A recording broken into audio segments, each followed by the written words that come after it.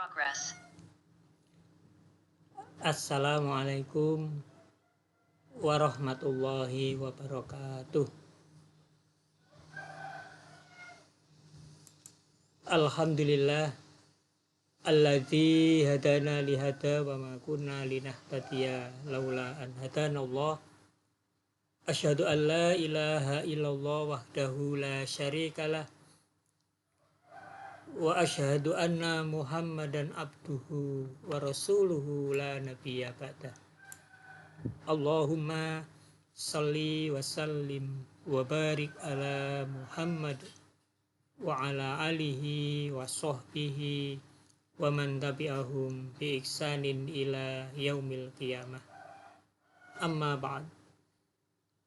Bapak-bapak, ibu-ibu, hadirin wal hadirat, saudara yang berbahagia dan dirahmati Allah, mari kita bersyukur kepada Allah karena sampai hari ini kita semua masih diberi kenikmatan berupa kesempatan menjalani kehidupan di dunia ini, juga diberi kenikmatan berupa kesehatan, dan lebih-lebih nikmat berupa hidayah, keimanan, dan ketakwaan.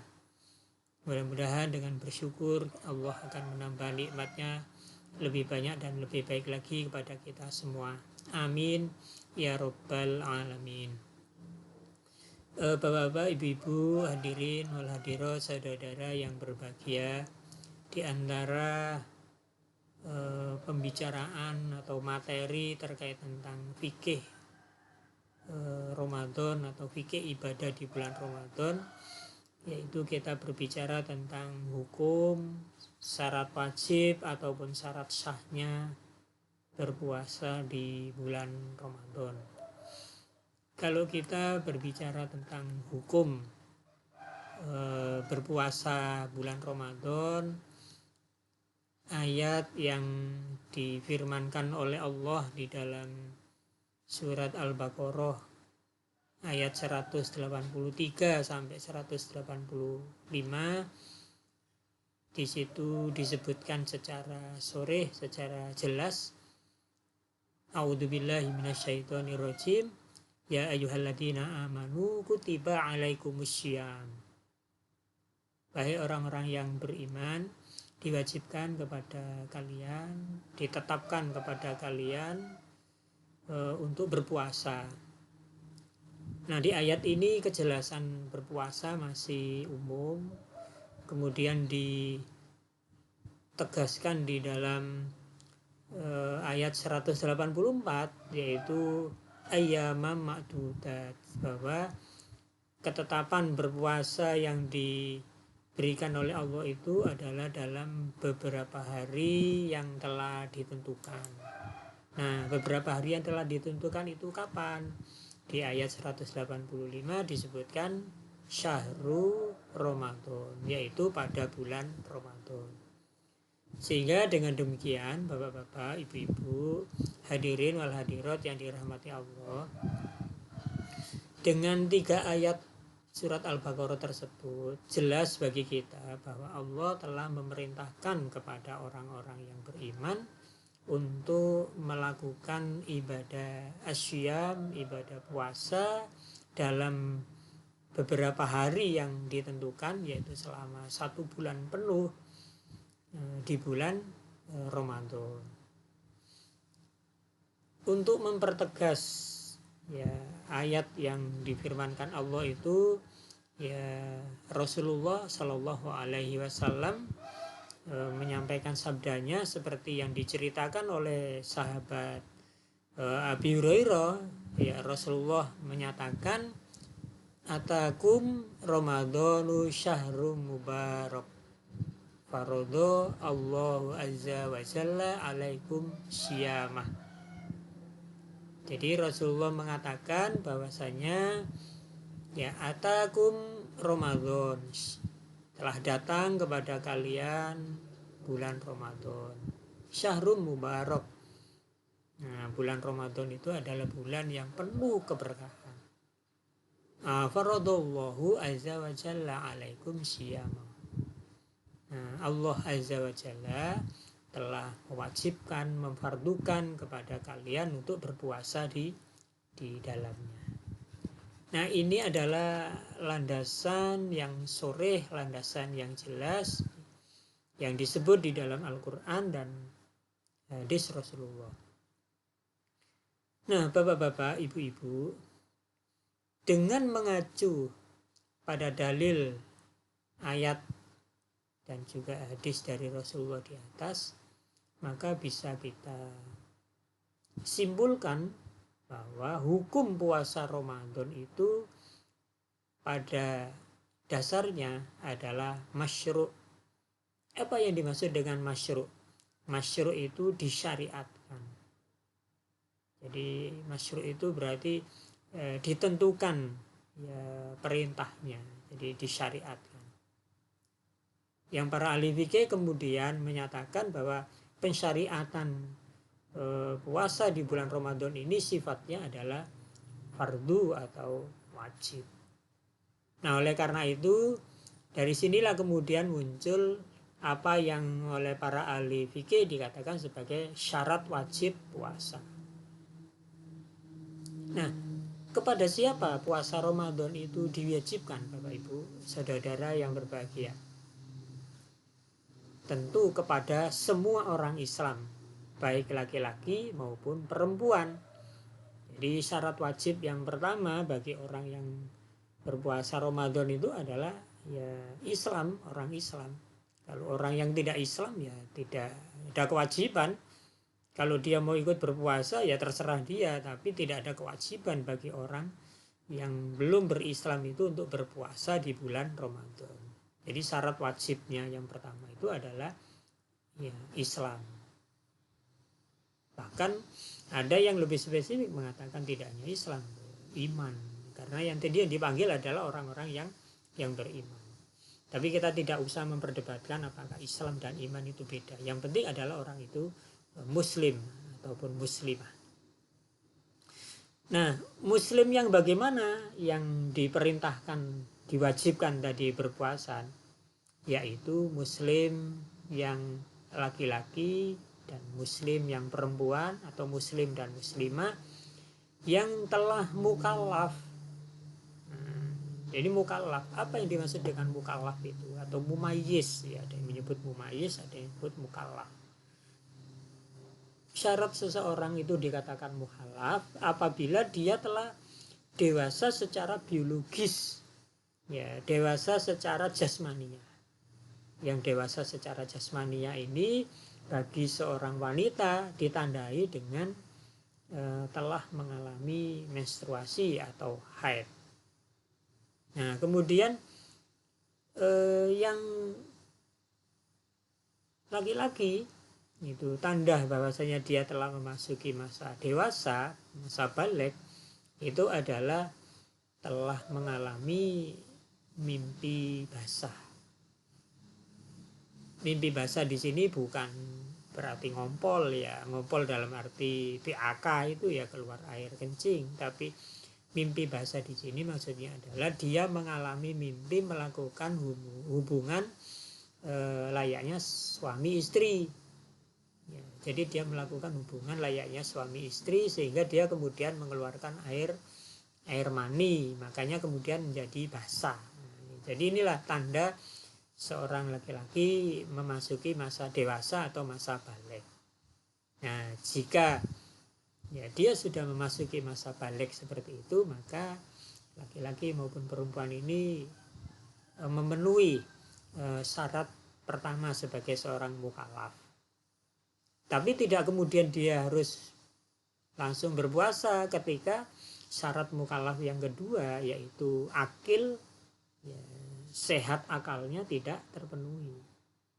Jadi akil itu adalah orang dewasa, ya, yang akalnya sehat, akalnya nalar, akalnya tidak mengalami gangguan. Sebab ada orang dewasa yang akalnya tidak sehat, yaitu orang gila misalnya. Atau mungkin dalam hal ini juga ada orang tua yang sudah melewati masa akilnya. Jadi dia melewati masa akilnya, masa sehat akalnya.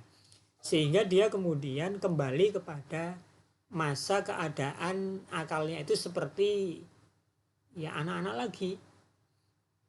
Nah, karena akil ini menjadi syarat wajib bagi orang yang berpuasa sebagai mukallaf, maka ketika ada orang sudah balik dewasa tapi akalnya tidak sehat, tadi misalkan orang gila ataupun juga orang yang sudah lanjut usia dan akalnya sudah tidak berfungsi seperti biasanya, maka dia tidak terkena kewajiban untuk berpuasa dan dia tidak terkena hukum berpuasa. Artinya dia tidak berdosa ketika tidak berpuasa, dan juga tidak harus diganti puasanya itu dengan hal-hal lain. Jadi dia terbebas dari hukum puasa. Ini mungkin bapak-bapak, ibu-ibu, saudara yang mempunyai orang tua, kakek, nenek yang sudah lanjut usia dan akalnya sudah tidak berfungsi seperti ketika masih akil, itu ya sudah dibebaskan dia dari berpuasa. Nah, ini yang disebut dengan mukallaf. Jadi mukallaf itu artinya ya orang yang dewasa sekaligus akil. Nah, kemudian syarat yang berikutnya, syarat wajib berikutnya dari puasa, yaitu dia kuat atau dia mampu untuk melaksanakan ibadah puasa itu. Ya. Jadi dia tidak dalam keadaan sakit, tidak dalam keadaan lemah fisiknya, ya, tidak dalam keadaan tidak berdaya, bukan. Jadi harus mampu dan kuat dalam menjalankan ibadah puasa. Nah, hal-hal itulah bapak-bapak, ibu-ibu yang oleh kalangan ahli fikih tadi kemudian disebut sebagai syarat wajib orang berpuasa. Jadi Islam, ya, mukallaf yaitu dewasa dan akil, kuat serta mampu.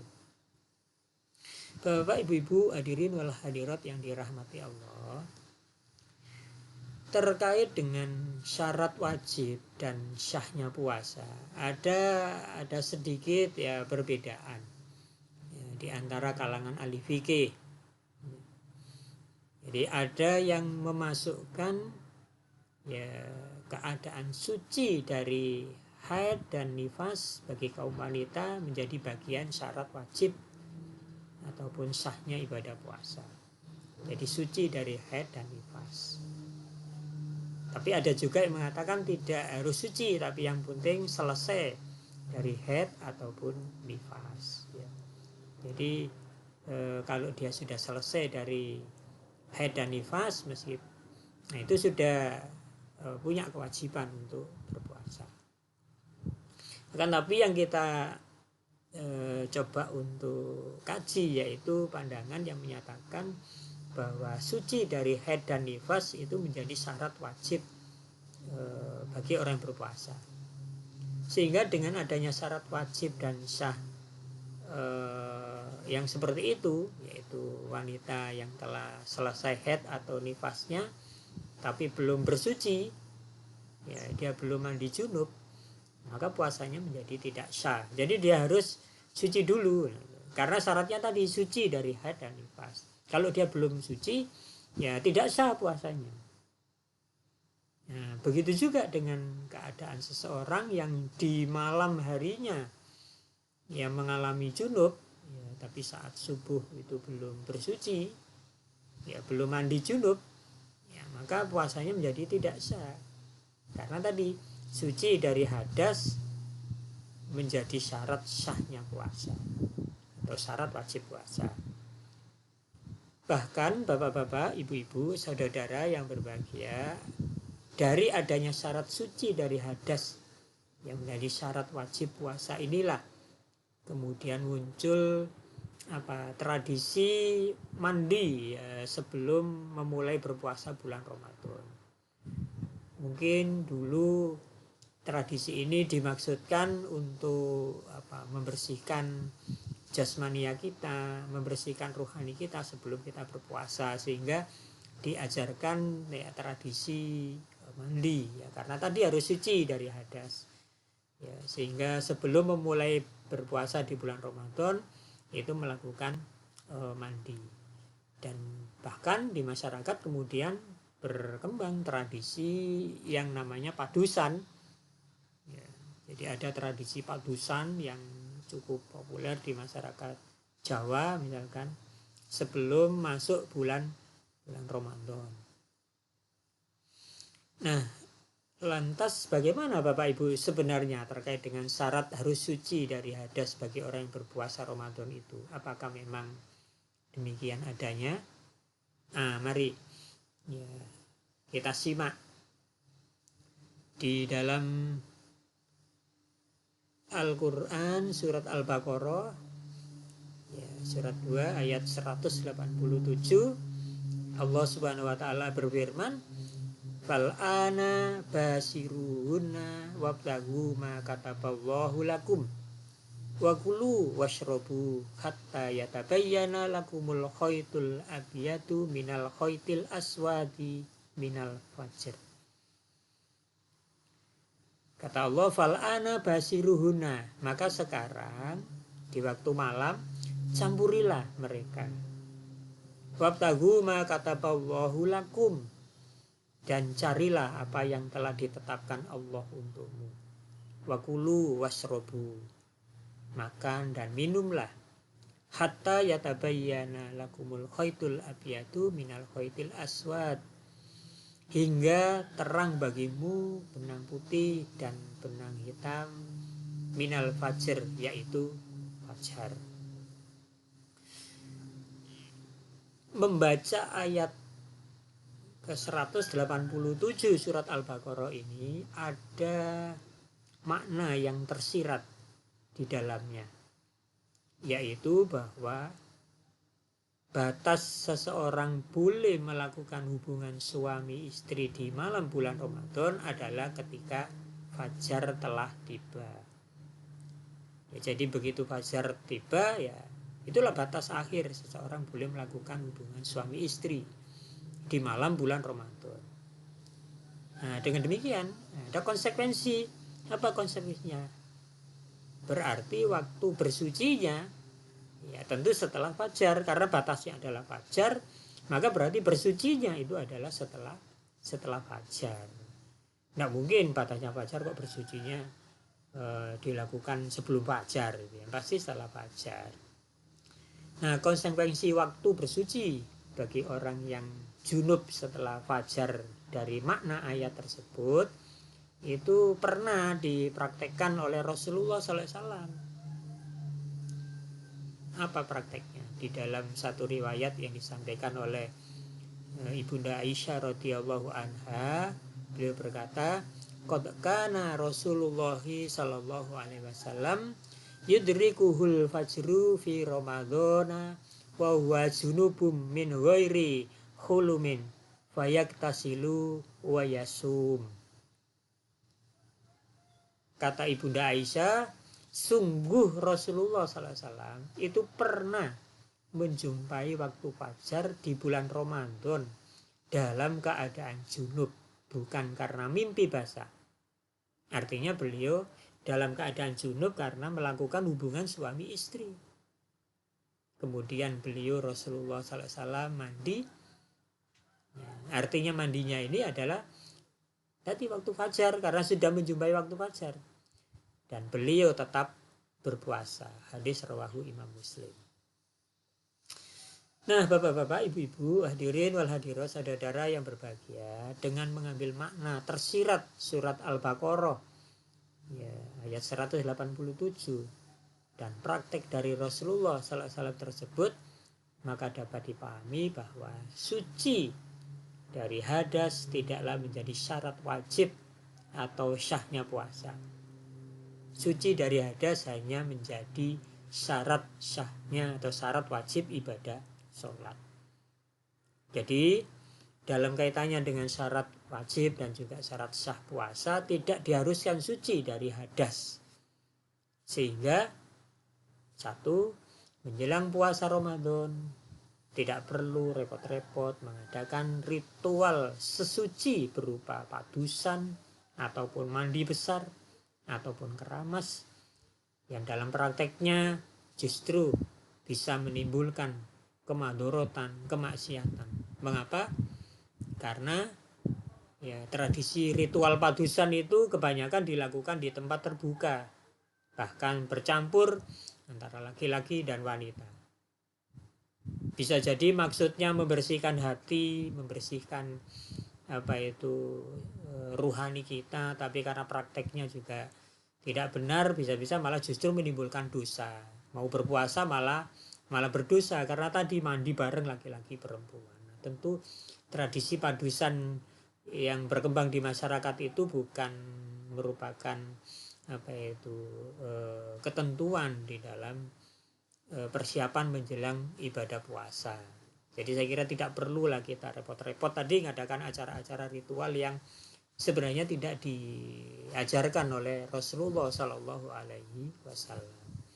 Kemudian yang kedua, bagi wanita haid ataupun wanita nifas, ya, jika di malam harinya dia sudah selesai haid, ya, kemudian belum sempat mandi saat fajar, masih boleh ya, tetap berpuasa asal di malam harinya dia berniat besoknya puasa. Nah, jadi mandinya nanti adalah ketika akan melaksanakan ibadah sholat subuh meskipun waktunya sudah masuk subuh. Begitu juga dengan orang yang dalam keadaan junub meskipun belum mandi di saat adzan kumandang subuh atau waktu subuh sudah masuk, ya, dia belum mandi jinabah, puasanya tetap sah dan boleh dilanjut seperti yang dilakukan oleh Rasulullah SAW tadi. Nah, ini yang terkait tentang syarat wajib berpuasa. Jadi karena hukum puasa tadi adalah wajib gitu ya. Nah, Bapak-bapak, Ibu-ibu, kemudian yang kedua, hukum puasa yang kedua yaitu puasa Ramadan hukumnya terlarang ya. Jadi puasa Ramadan hukumnya itu secara fikih haram ya, tidak boleh dilaksanakan. Ada orang yang dalam keadaan tertentu itu dilarang untuk melakukan ibadah puasa di bulan Ramadan. Nah, hukum larangan berpuasa di bulan Ramadan ini diberlakukan hanya khusus bagi wanita yang sedang mengalami haid, ya, mengalami nifas sesudah melahirkan. Nah, kalau dia mengalami seperti ini dia terlarang, tidak boleh berpuasa. Tapi kalau sudah selesai nanti ya dia harus mengganti yang dia tinggalkan dalam berpuasa tadi itu selama beberapa hari di hari-hari lain di luar bulan Ramadan. Ada satu riwayat yang disampaikan oleh Rasulullah Sallallahu Alaihi Wasallam. Beliau menyatakan, qala Rasulullah Sallallahu Alaihi Wasallam, alaisa idza hadat lam tusolli walam tasum kulna bala, rawahul Bukhari. Jadi Rasulullah Sallallahu Alaihi Wasallam bersabda, bukankah wanita itu jika sedang haid, ya, jadi yang sedang haid itu tidak boleh atau terlarang ya. Jadi lam tusolli ya, tidak atau terlarang untuk sholat, walam tasum, dan juga tidak atau terlarang berpuasa. Itu pertanyaan Rasulullah begitu. Maka mereka menjawab kulna bala. Ya, mereka para sahabiah ini menjawab, iya benar.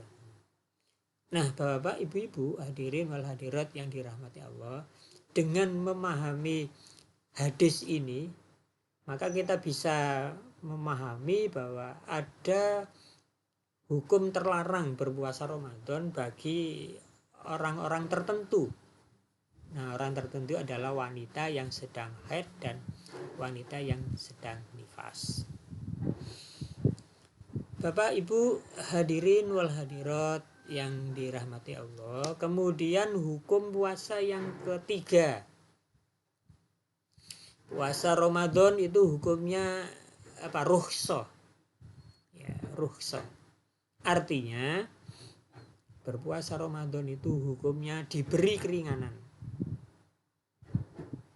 Apa yang dimaksud dengan diberi keringanan? Ada pihak-pihak tertentu yang boleh dia tidak berpuasa dan boleh dia berpuasa. Jadi diperbolehkan memilih mau berpuasa boleh, tidak berpuasa juga boleh. Jadi ada rukhsah, ada keringanan. Bagi yang ingin tetap berpuasa, ya silakan berpuasa.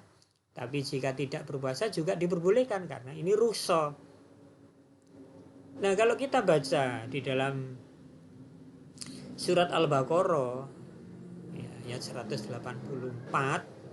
ya, ada dua bentuk rukhsah yang diberikan oleh Allah ya, kepada orang Islam dalam kaitannya dengan kewajiban berpuasa Ramadan.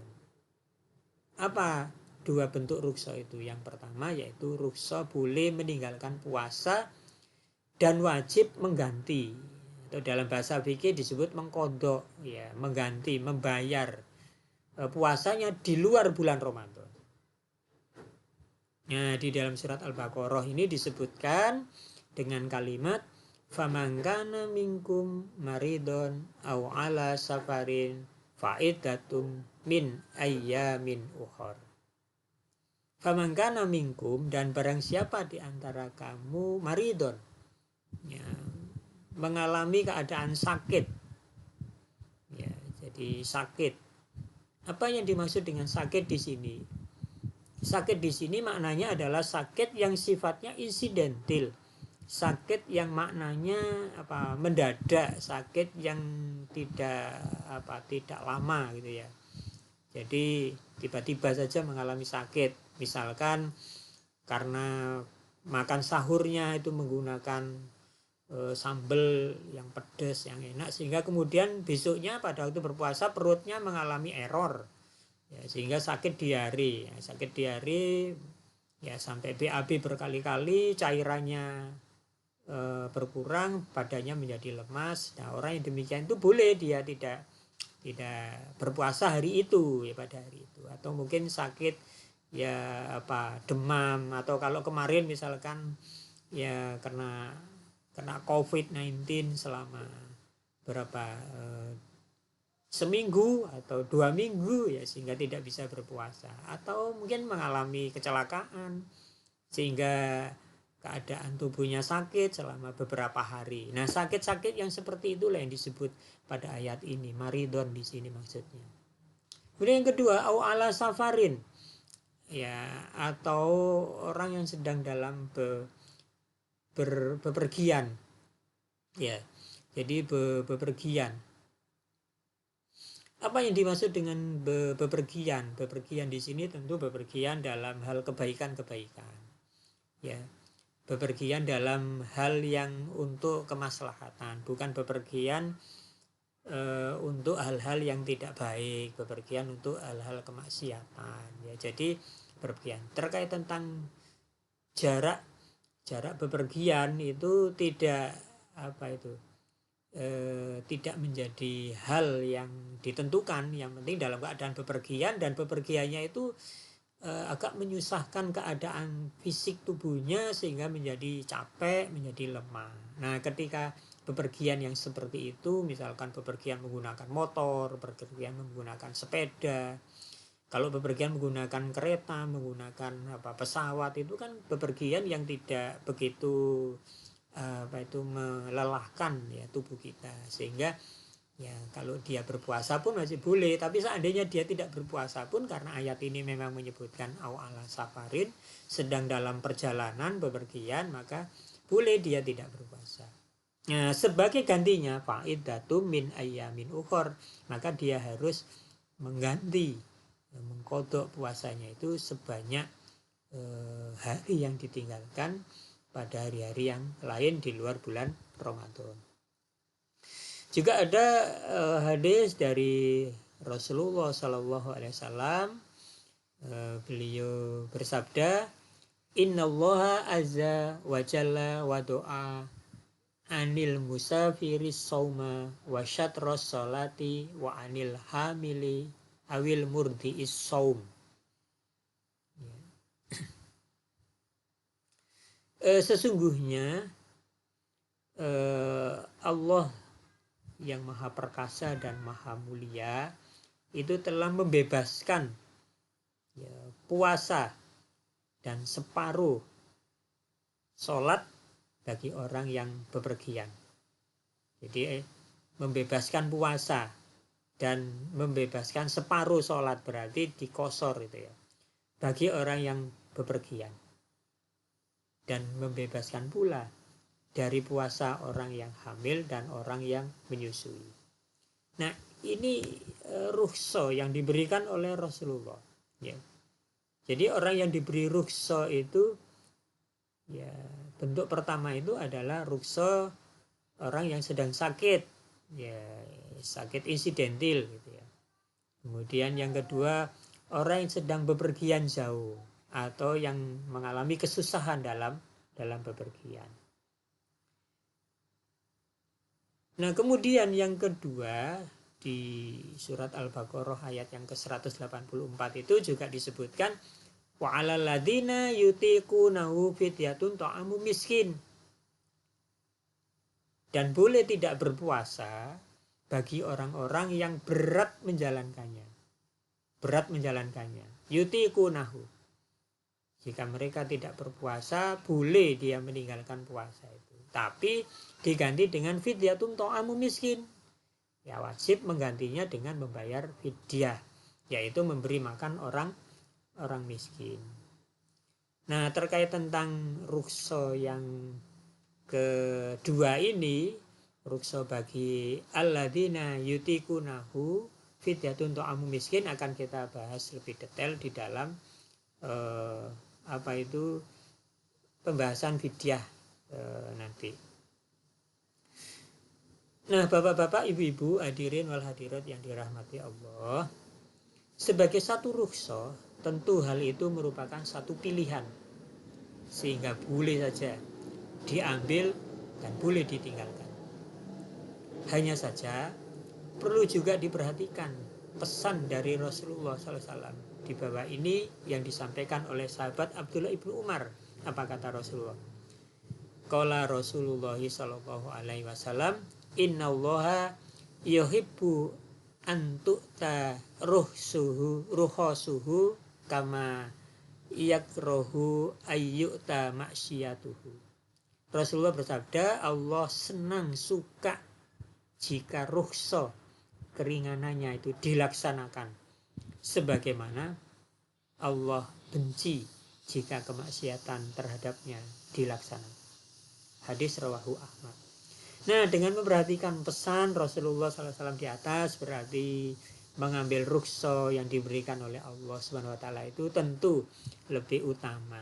Nah, oleh karena itu bapak-bapak, ibu-ibu, menghadapi bulan Ramadan tahun ini, mari ya, hukum syarat wajib dan sahnya berpuasa di bulan Ramadan tadi, termasuk hukum rukhsah tadi, bisa kita perhatikan dan kita jalankan dalam menjalani kehidupan bulan Ramadan tahun ini. Mudah-mudahan Allah memberikan kekuatan kepada kita semua, dan mudah-mudahan kita dipertemukan dengan bulan Ramadan dan bisa bertemu dengan bulan Ramadan tahun ini. Amin ya rabbal alamin. Aqulu qouli hadza wastaghfiru innahu huwal ghafurur rahim. Wassalamualaikum warahmatullahi wabarakatuh.